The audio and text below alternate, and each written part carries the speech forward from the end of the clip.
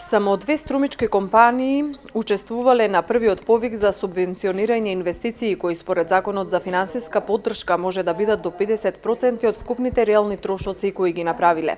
Министерката без ресор задолжена за странски инвестиции, Зорица Апостоловска, денеска пред струмичката Бизнис Фела ги презентираше предностите кои со овој финансиски инструмент им стојат на располагање на компаниите за создавање нови работни места или зголемување на конкурентноста.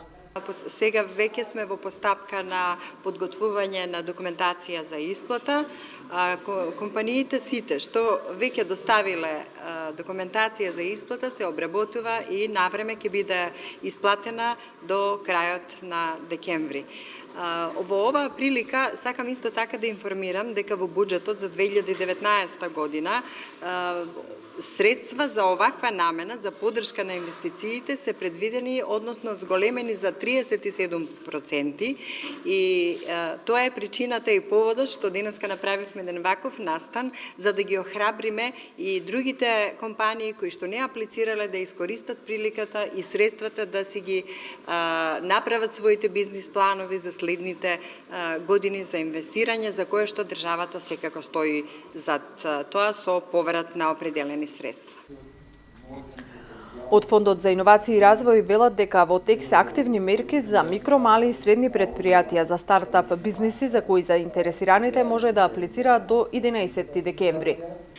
Фондот за овој повик се 1 милион евра, наменета за микро, мали и средни предпријатија кои што сакаат да развијат нов производ или услуга и чисто производ или услуга се во фазата од proof of concept, односно докажан концепт, па се до предкомерцијална фаза. Фондот во рамки на овој инструмент може да поддржи до максимум 85% од проектот, односно максимален износ од 30.000 евра. Градоначалникот на општина Струмица Коста Јаневски вели дека како локална власт секогаш ќе застанат зад иницијативи за подобрување на бизнис климата и развојот на економијата. Моето лично чувство е дека нашите фирми би требало малку похрабро да пристапуваат кон овие фондови. Има многу можности, не се до крај искористени. Сакаме да ја сузбиеме таа првична известна доза на скептицизам или недоверба со недоволната храброст да се аплицира кон овие фондови.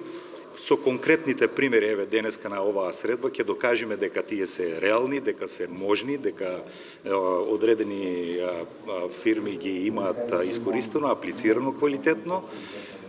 Уште голем потенцијал постои во овие две можности, овие кои денеска ги спомнуваме. Јас би сакал, еве и денес, да ги охрабриме уште еднаш да аплицираат, да понудуваат своји проекти кои што еве реално се остваруваат и многу од нашите фирми веќе имаат некои конкретни бенефити. Тоа е заложбата на општината. Општина Струмица секогаш ќе ги поддржи во овие вакви проекти. Условите кои треба да ги исполнат компаниите за добивање финансиска поддршка се да имаат пораст на приходот или пораст на вработените или зачувување на истиот број.